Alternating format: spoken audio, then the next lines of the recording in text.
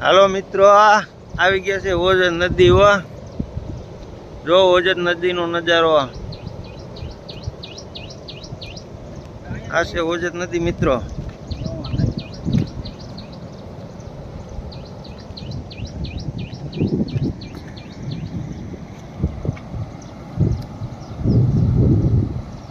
આ છે ઓજત નદી મિત્રો. અત્યારે જો ઓજત નદીનો ફૂલ ડેમ ભરાઈ ગયેલો છે મિત્રો. આજે વરસાદ આવે એવું વાતાવરણ પણ છે.